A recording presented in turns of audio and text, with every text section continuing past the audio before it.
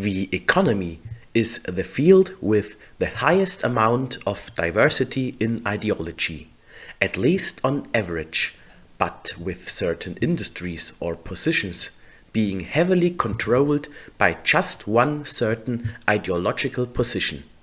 This is the case at least in the United States, from which we have readily available data. The political analysis firm Crowdpack released a report determining the political bias of different professions based on campaign contribution data from individual donors dating back to the 80s. The resulting analysis lets us see where various industries fall on the political spectrum. The results include the following findings. People from newspapers and print media contribute in their vast majority to liberal candidates. Liberal, in the context of this study, means what we in the previous videos defined as left-wing. The same goes for the entertainment industry, as well as the tech industry. Yet there are a sizable number of conservative donors in the pharmaceutical industry, but most people are pretty left-wing as well. Those in the legal profession are more evenly divided, although they still skew to the left. The only conservative bastions are farming, building and constructing, mining, oil, gas and coal, and the tobacco industry.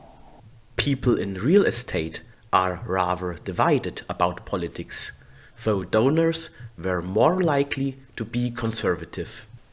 Banking and finance leans pretty conservative as well, but things look more evenly distributed among those in hedge funds and private capital, as do the players in the field of lobbying. Also, the automobile industry is rather polarized, though there are a lot of donors to leftist candidates. In general, US boards of companies are more Republican than Democrat, the former representing 50% of its members, the latter only 26%, with independents possessing the remaining 24%. Similarly, small business are rather Republican. A survey released Friday by the National Small Business Association found that 39% of small business owners are affiliated with the Republican Party and 22% with the Democratic Party, while 29% consider themselves independents. CEOs in general, in their majority, lean Republican too. In a working paper by the National Bureau of Economic Research, researchers at Harvard Law School and Tel Aviv University ran the names of all individuals to have run a company listed in the S&P 1500 between 2000 and 2017 through federal campaign finance databases, which include contributions to both congressional and presidential candidates, as well as party committees. The result? 18.6% of CEOs consistently donated to Democrats, while 57.7% donated to Republicans, with the rest leaning toward neither party. So the people who practically run, but not necessarily found or own, and thus influence the ideological core tone for companies, are rather conservative, while only certain industries are on average led so. Mostly those who produce actual goods, provide resources, or manage finances and property. Yet more mind-oriented ones, those that control popular culture, public discourse and information, like the entertainment or tech industry, like mainstream media in general, are heavily left-wing. Others, like law and medicine, i.e. those that define the essence of justice and health, lean left while being not fully conquered. Considering all that, the nevertheless should not confuse the economic practice of Republicans with conservatism, being neoliberal in regards to the economy, that is, believing in limited or no government control over the free market, meaning less taxes and regulations, is, in my opinion, the more appropriate description of US conservatives' policy towards business, meaning it would, under that definition, fall into the ideological category of classical liberalism, which is not conservative at all. If this ideological distribution within the economy is stable remains to be seen, yet what becomes clear is that left-wing sectors tend to be areas where cultural practices and knowledge tend to be produced, and thus are more important than those who handle goods or resources, because these things do not shape the minds of societies, and thus their social practice, at least alone, outside an ideological context. True, technology does change society, yet what technological innovations will be invented and how they are utilized depends on the culture that sets the goals or needs that technology and science, that medicine and the law serve to satisfy. A culture which is fashioned by institutions like academia or the media, both of which are right now in the hands of a certain ideology trying to control this very culture, as we have seen with academia in the previous video, and as I will prove more thoroughly with the media in a future one. It is also significant, shown by research from the US, that elected officials are most responsive to the voices and campaign contributors they hear from the most. So, who loudly lets his presence to be known, or who contributes the most money, has the highest chance for his ideological wishes to be actualized. And big business, through its sheer monetary and, maybe more importantly, medial power, can potentially gain a lot of influence within politics. You don't become or remain president or parliamentarian without money or without the stamp of approval by the already powerful in the reigning institutions. It thus depends on the ideological composition of these areas, of what actually gets realized in the legislature. And more research from the US does indicate exactly that.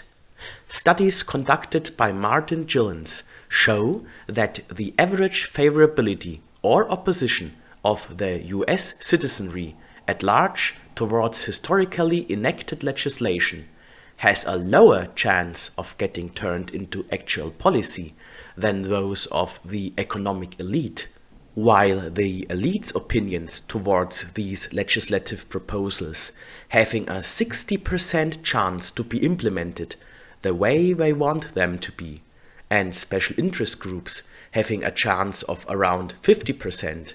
The chances of those from the average public stagnate at around 30%, and this holds true from the whole time frame the studies took their results, starting in the 1960s and ending in the early 2000s.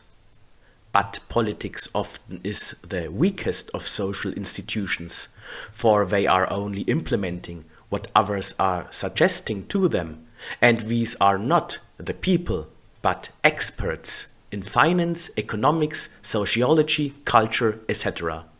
Actual legislation is created by those who are fashioning and diffusing the so-called knowledge, which is the basis for said legislation. In short, academia and media, and also the power of finance, the money that influences them. Universities and their so-called academic research then of course likely will align with the preconceived or rather wished for result of their ideological creators or of the monetary clients ordering them, as do the channels of information that diffuse this research. But whoever is the source of the real power, or has most of it, the experts, the media oligarchy, or the rubber barons financing both of them, who, by the way, are all educated within the same institutions and thus are likely to pull into the same ideological direction. It definitely is not the populace. To have elites, to have a ruling class, is natural and good. But if the Brahmins and merchants are not aligned with the masses, we end up in a situation which is indistinguishable from warfare waged by these elites upon the common people. And this is wrong and dangerous. Case in point, Larry Fink and George Soros, as I will prove in more detail in the very next video. These are the findings for companies or individual social classes and actors hailing from the US. Yet I doubt that they will differ to a high degree from other Western countries, like, say, Western Europe. For all of these areas have a similar academic elite culture, as I have shown previously, and therefore the same ideological breeding ground for their respective societies' leaders, which includes the economic class, the rulers of finance, industry and media. Furthermore, all of the remaining West tends to emulate American practices, for the US as a nation is their cultural, militaristic as well as economic hegemon, and because of that alone already has an enormous influence over these regions. Even if there are particular differences in the general worldview of their respective business leaders, which I doubt, the internationalism of business will neglect national or cultural boundaries.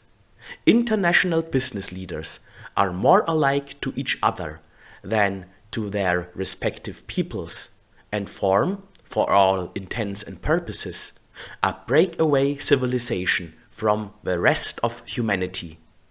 They are the true international and not the proletariat imagined by Marx. The working classes of the different nations are very conscious of their cultural differences. This does of course not mean that the different nations or tribes today represented, at least on average, authentically by their working and lower middle class, can live beside each other as friends or neighbors.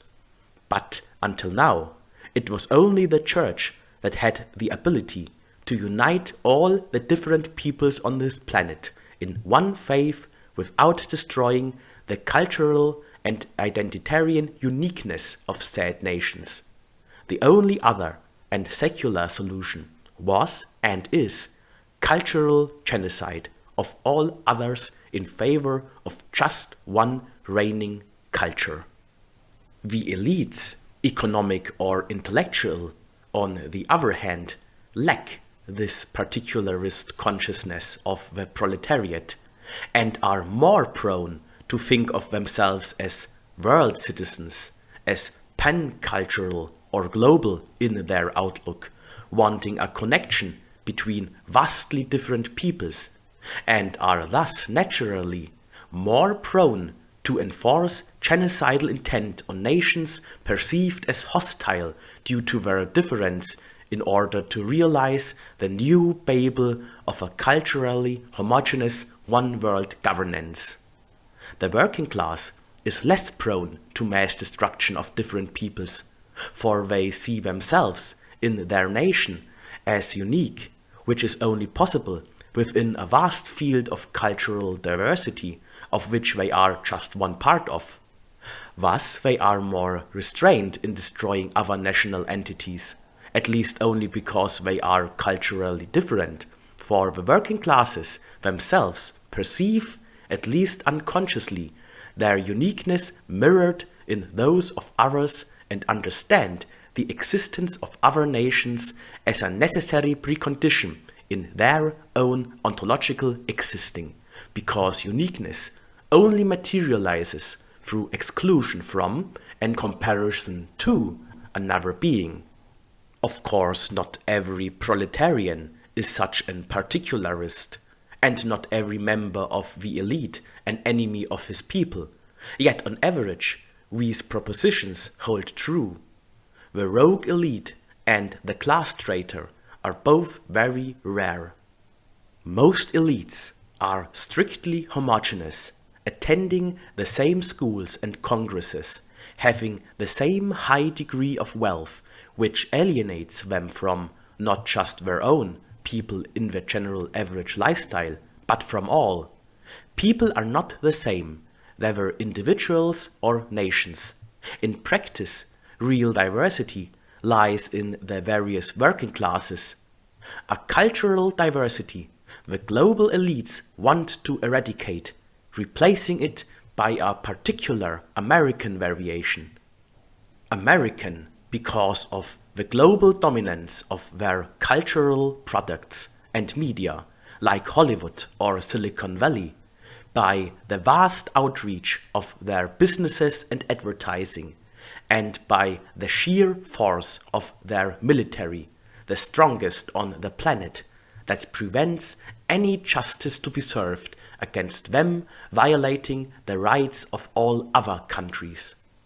This new model citizen will be demoralized from his tradition, deracinated and atomized from his fellow man, strictly materialistic, wholly irrational, ditching objective truth in favor of lived experience, or rather egotism and narcissism, which he calls individualism, and who is only busy in fulfilling his pleasure-seeking, which he calls self-realization, the perfect consumer, the perfect slave of his passions, to be molded by his masters, who feed and therefore control these passions, and thus the man.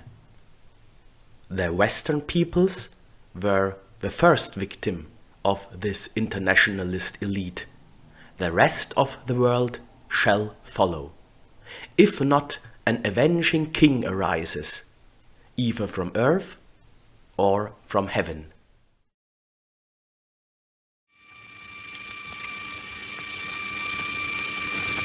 Herrschaft des Verbrechens. Herrschaft des Verbrechens.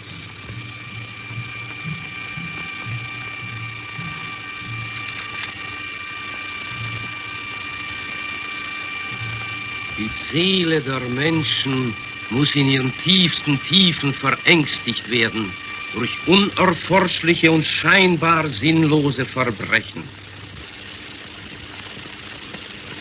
Verbrechen, die niemandem Nutzen bringen, die nur den einen Sinn haben, Angst und Schrecken zu verbreiten.